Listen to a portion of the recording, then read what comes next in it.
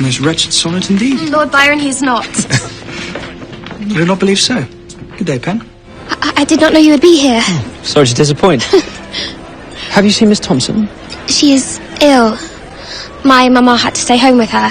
Papa had to chaperone. I have been trying to get in front of Miss Thompson all night. Surely she cannot be interested in Lord Rutledge, can she? I think the only thing Miss Thompson is interested in is a swift rescue indeed. I believe you're right. Colin, I did not mean...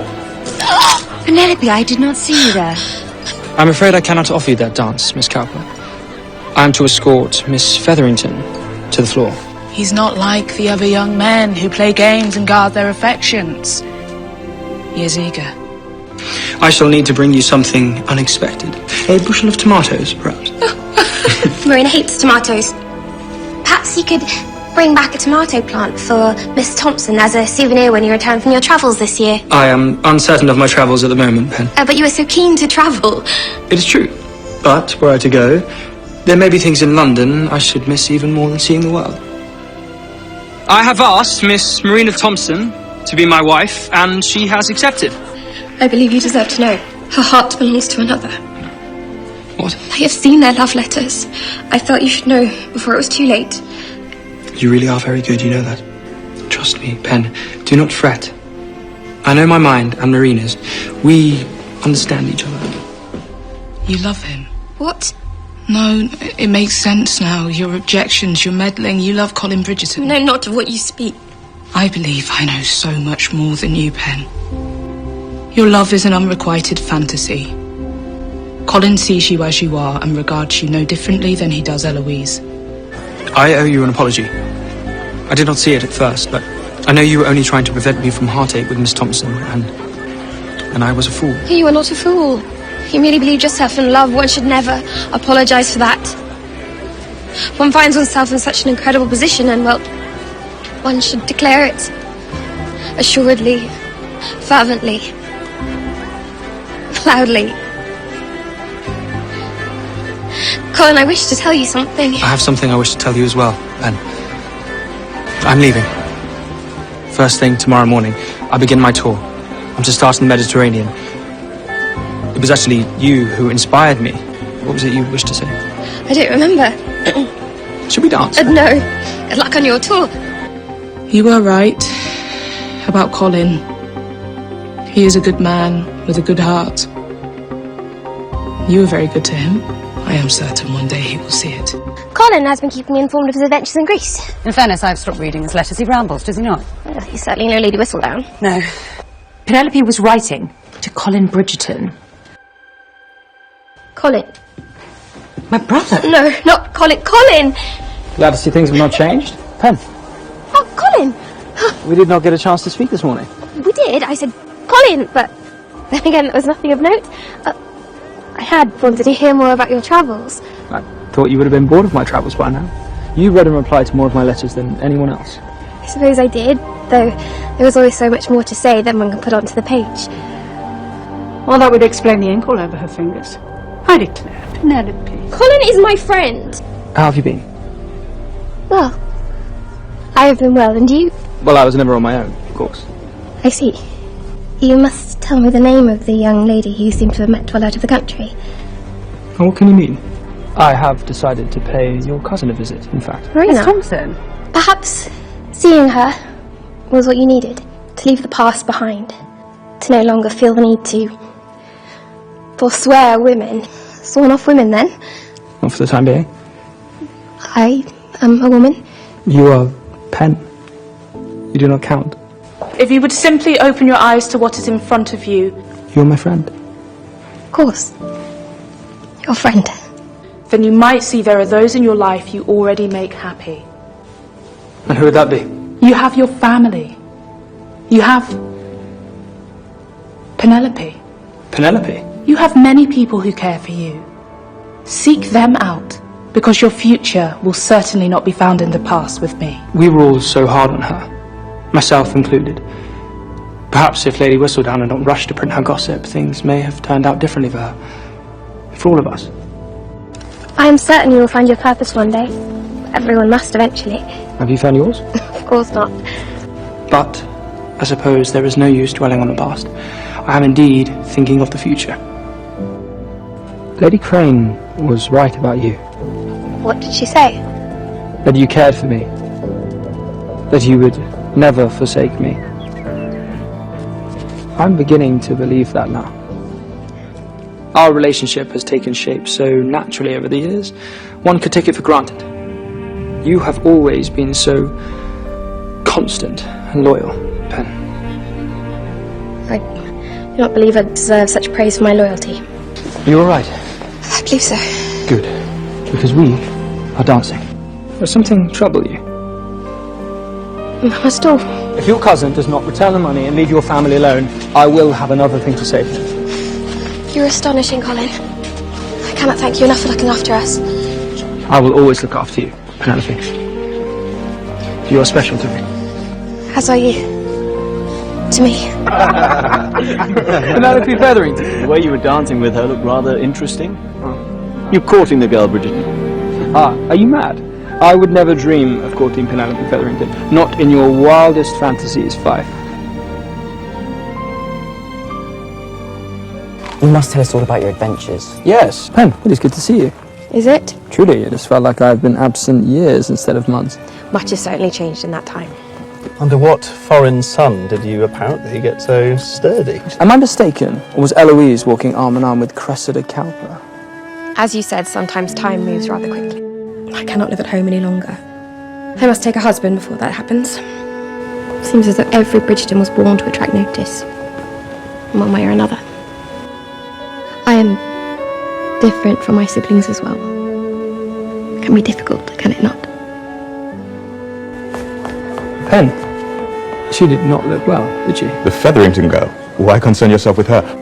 Pen, why are you leaving so soon? Especially in such a charming dress. Do not mock me, please. Mock you? I assure you I'm quite serious. The colour rather suits you. Is something wrong? Pen, between us, I mean. I wrote to you this summer, as I always do, and, well, you did not respond. I miss you. You miss me. You miss me, but you had never caught me, is that correct? I overheard you at my mamma's ball last season, telling everyone how you would never, ever court Penelope Featherington. Of course you never caught me. I am the laughingstock of the town even when I changed my entire wardrobe. It just never occurred to me that you, of all people, could be so cruel. I'm sorry for intruding. It's all right. And I'm very sorry for my callous comment here last year. It pains me to see you upset. Then perhaps you should not have come. I'm not the man I was last season. And I'm most certainly not ashamed of you, Pen. The opposite is true. In fact, I seek you out at every social assembly because I know you will lift my spirits and make me see the world in ways I could not have imagined. You are clever and warm, and I am proud to call you my very good friend. It's been vexing. But every year I pray I might finally feel that way amidst the marriage mart, and that comfort never materialises. If a husband is what you seek, then let me help you. Help me how? And what I have learned is that charm can be taught. How do we begin? Or perhaps there is a book I might read on charm. You certainly want my help after what Lady Whistledown wrote? Whatever she has said about him, she is wrong. She has never been more wrong about anyone. Let us pay her no heed. Indeed. Do you have any idea who she might be? I do not. But trust me, sooner or later she will be caught. I will make sure it is her life that is ruined. I should like to see your skills as they are first. But I have none. You want me to shake your hand? It is perhaps unusual, but are we not friends? You know how to wave your fan, flutter your lashes. Often that is all it takes. Are you quite sure you wish to resume my lessons? I would not be angry if you found me to be a lost cause. How delightful to see you all. Such splendid weather we are having. The truth is, you do not need a lesson. You agree I am unteachable. You are very teachable. You simply do not need to be taught. You already know how to do this. I assure you I do not. Friends. I have been eagerly awaiting your visit. As have I, but perhaps it would be better for me to meet you at the market instead of coming here first. We are not going to the market this time. What is the one thing in the world that makes you feel most comfortable now? Most at ease? You mentioned you were comfortable at Bridgerton House, so we're going to practice here. It's one of the few places I could go unchaperoned and truly be myself. Forget what is wrong or right. Once you break free, the world opens up. You make it sound so easy. Imagine what you would want to say to me if I were a suitor, without concerning yourself with how I might receive it. She seeks to take a husband this season. Her husband, Penelope. So unlike her. Perhaps she has changed. Your eyes. A most remarkable shade of blue. Yet somehow they shine even brighter when you are kind.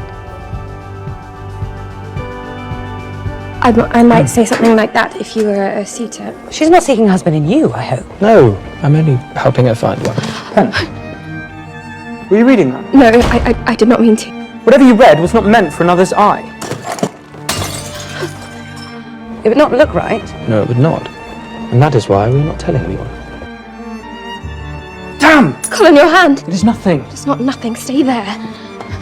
How's your hand? Much better. Thanks to you. Let me.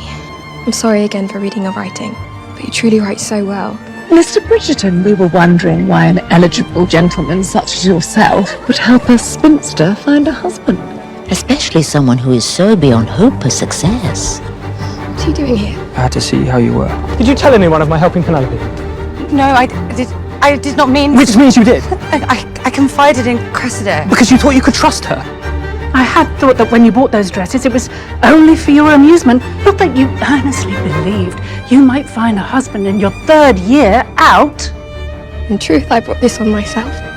A sad, stupid girl who believes she might possibly have a chance of love. You must not say such things. Do you kiss me? Penelope. It would not have to mean anything, and I would never expect anything from you because of it, but I am nearly on the shelf, and I have never been kissed, and I am not certain I ever will be. I could die tomorrow. You are not going to die tomorrow. But I could, and it would kill me. You would already be dead. I do not wish to die without ever having been kissed. I've not been able to sleep. Not been able to eat. I can barely speak these days. My entire thoughts consumed by What? by our kiss. I feel the same. You occupy my every thought.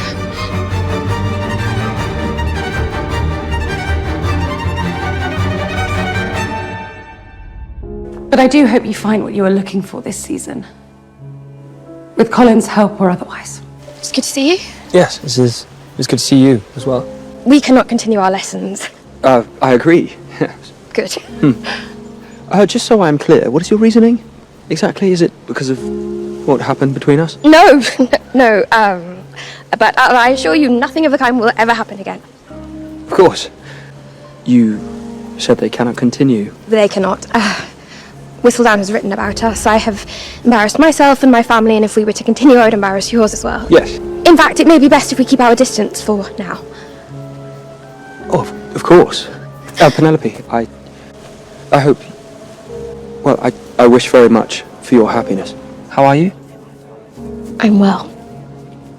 Surprisingly well. Colin Lord Debling has shown an interest in me. Your lessons worked. It is the mark of a good man to help a friend in need. And I'm sure because of your kind-heartedness, she will find herself a husband in no time. But I thought you believed the best foundation for great love was friendship. Indeed, I do. It is how your father and I began. But it is rare to begin as friends and for both parties to then feel more. And how did you and your father know it was reciprocated? Because he gathered the courage to ask. There is a question I have been needing to ask you. Colin. Miss Featherington. You have always been one of my most sensitive children. But living to please others, I imagine it can be wearying at times, painful, perhaps. So I do not blame you for putting on armor lately. But you must be careful that the armor does not rust and set so that you might never be able to take it off. I hear Penelope may be getting a proposal tonight. Tonight? That's rather quick. Likely because of your help. Pen, you cannot marry him. You hardly know him. I know him well enough. I said I would help you find a husband, but I cannot stand by and watch you make a mistake. The only mistake was me ever asking for your help in the first place. We are friends, nothing more. But would you like it to be more? Penelope. He rejected me because of you. Because the scene you caused led him to believe you had feelings for me. What if I did have feelings for you? What? I have spent so long trying to feel less, trying to be the kind of man society expects me to be. But these past few weeks have been full of confounding feelings. Feelings like a total inability to stop thinking about you, about that kiss. Feelings like dreaming of you when I'm asleep, and in fact preferring sleep because that is where I might find you. A feeling that is like torture, but one which I cannot, will not, do not want to give up. Your family will see me. For God's sake, Penelope Featherington, are you going to marry me or not?